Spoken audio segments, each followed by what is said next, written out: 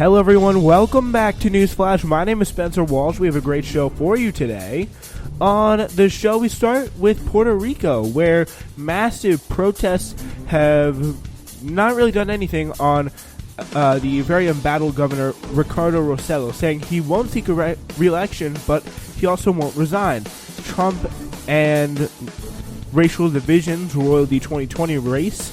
John Delaney not doing so well. Stephen Miller on the send her back chance, kind of not doing so well on Fox.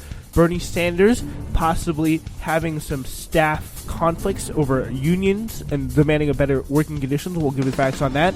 Sanders and Warren's conflicts. Beto O'Rourke versus Bill de Blasio over healthcare, and a disturbing post about AOC will all be on today's show, if we can fit them all in. Yeah.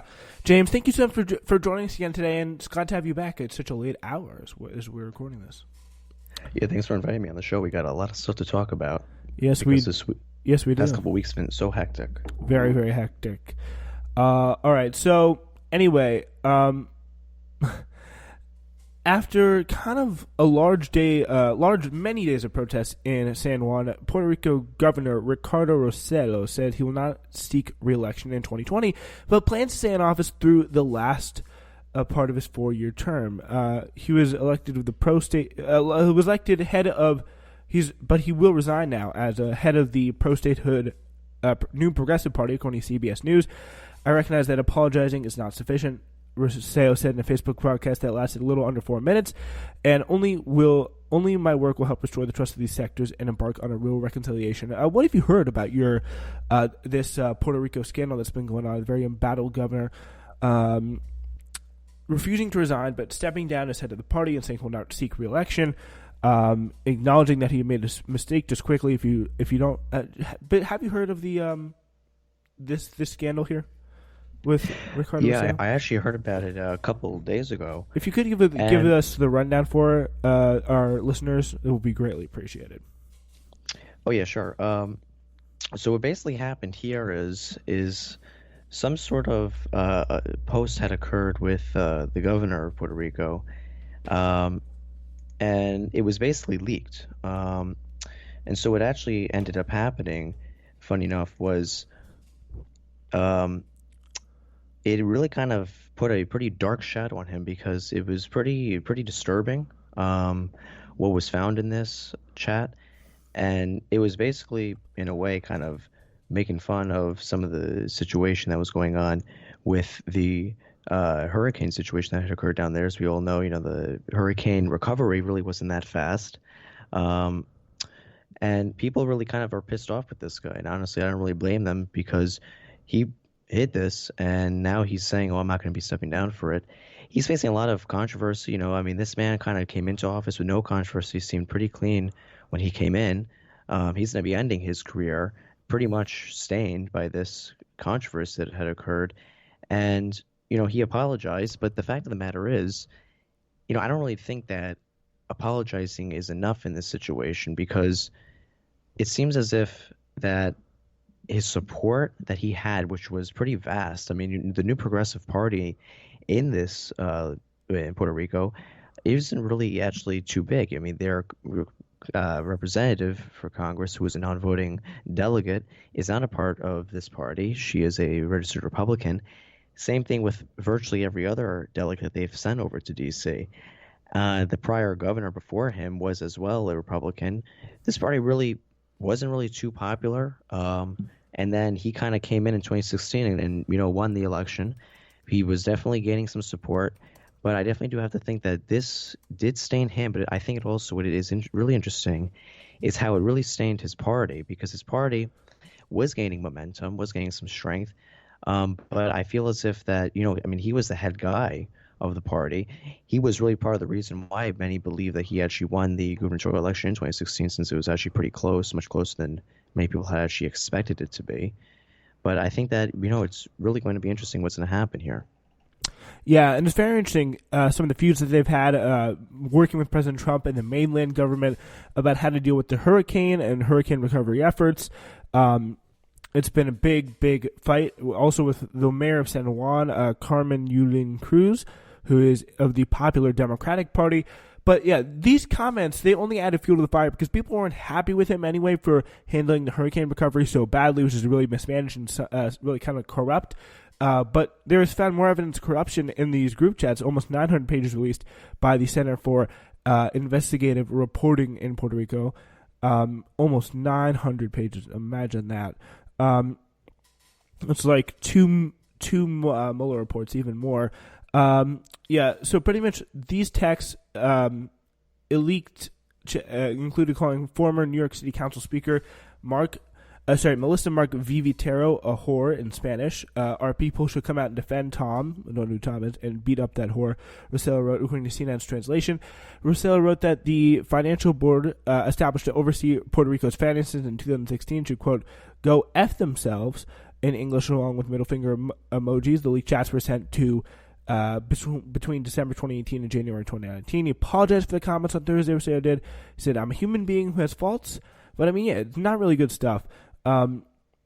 Really, really bad. The apologies were not enough for Puerto Ricans. They were really unhappy. And this really has some broad popular support from union workers and students, as well as reggaeton superstar Bad Bunny and rapper Residente, gathered in San Juan, as well as the surrounding La Fortaleza, which is a historic colonial fortress, the governor's residence, as well as kind of governor's mansion.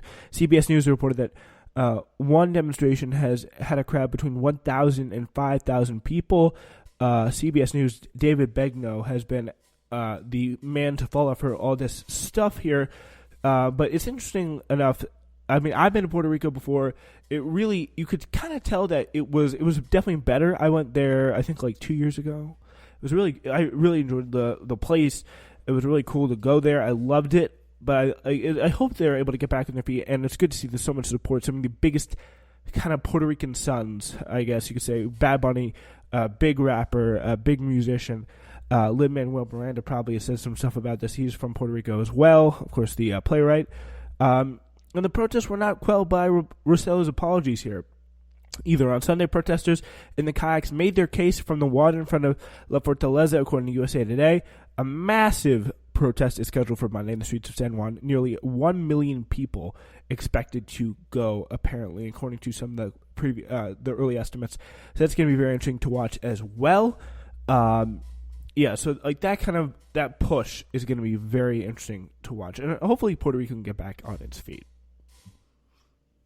Yeah, definitely, because they were, they're trying to rebuild the island. I don't really think that having this sort of already kind of rupture in a way of them sort of trying to stabilize after this disastrous hurricane came, and kind of really honestly Congress kind of letting them down in some sense about any sort of disaster relief funding.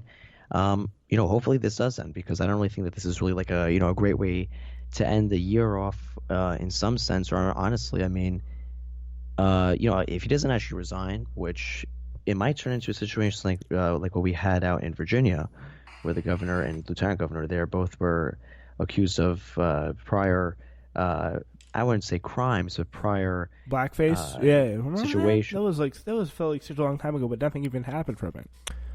Yeah, but I mean, this thing definitely is a little bit alarming, especially the vulgar group chat that was made, and it's a lot more serious because there's some really corruption going on there as well. Yeah, I mean, it was going on for such a long time. It's just very, very alarming. You have to imagine like what other politicians, probably tons in the U.S. as well, that have said things like this about people in private group chats. I mean, you can only wonder, because I mean, again, it's if something about that gets leaked out in, say, a normal job, like, you're not going to have that normal job anymore. If you're back talking people, if you're saying racist comments, or not racist, but I think like homophobic, sexist comments, if you're calling people whores and stuff like that, you are going to get in trouble. So like, you're probably going to be fired, depending, I guess, on the boss. But it is incredible to see such a movement happening. Something that's also kind of incredible and alarming as well is what happened this past week in Greenville, North Carolina, where President Trump obviously during his rally, had the send her back chants. We haven't covered that yet, but if you want to hear more about that, check out my YouTube channel. Spencer Walsh is my name, SPNSER. Go subscribe, go follow. We posted a bunch of videos on that subject, so go check that out. But again, James, I'm sure you've heard about it as well. It was quite an intense situation. So on the moment Wednesday night, a really kind of just explosion of anger. What was your reaction to some of that happening? I mean, my full reaction to it was probably the first thing I thought about was kind of shock and a little bit of confusion, to be honest with you. I mean, look, I don't agree with Ilhan Omar, but I'm going to tell you this right now. I don't believe in inciting violence on others because not only does that, in other words, will come back to you in your future, but it also doesn't show professionality of you. It shows that your character is so low to the ground, it might even be under the ground at that point, that you can't even stand up and say, look, let's just sit down and debate. You just have to start with the attacks. And, the center back chance that was going on in North Carolina, it was interesting because Trump switched 3 times. The first time he said, well, I was really a part of it. I didn't really like it. Second day he said, I really wasn't that bad because look at her policies. Third day he went to the extreme to say that this was the most patriotic thing that has happened at any of his rallies. So that's the other interesting thing. He switched 3 times in 3 days. A little bit interesting, I would have to say. I mean, the first time I was actually a little bit shocked because it seemed like that when I watched the videos of him at the rally, it seemed like that he was kind of fine with it because after he had then interjected while the crowd was saying send her back, he had then actually interjected to then speak of Ilhan Omar in pretty big depth at that rally. And I think that the whole situation at that rally definitely was a little bit shocking, definitely was not a professional rally at all. But, honestly, even if you don't agree with people, you never want to just go and attack them. I'm not trying to help Trump at all here, but I think that that just shows how low class that this man has. And, he's pretty low to the ground now with the class. And, this is not the first attack he's on the 4 women, the new freshman Democrat congresswoman. Yeah, I mean, I think it's really been low class from the beginning, attack. Though. Like, I think he really has. Like, there's no doubt denying that. I think the people who we have to look to who have laid the groundwork for these attacks is none other than Nancy Pelosi and the Democratic leadership. They have thrown her under the bus seemingly at every other possible point. They've condemned her. They've attacked her in many different ways. And that leads to idiotic attacks, people getting death threats. Alexandria Ocasio-Cortez literally getting death threats from police officers, like that we're going to talk about, details on a little bit later in the show. Like, that wouldn't happen if Nancy Pelosi truly had the members' backs, because it's really amazing, because the right wing of the Democratic Party was the only ones to actually challenge Nancy Pelosi to her speakership. The left wing AOC voted for her, and the fact that they get all the condemnation, they get all the heat from Nancy Pelosi. Like, I think it's proven at this point she is a right-wing Democrat. She's the right in this party, and she doesn't care about defending her left because they are so much more, I think, of a threat to her, because they actually really do want to change the system. They're just as much of a threat to her, really, as Trump, and because they want to, they threaten her position, they threaten her power, really, I think, just as much as Trump does. So you can really see that they just cannot stand, Nancy Pelosi cannot stand any of those 4 freshman congresswomen.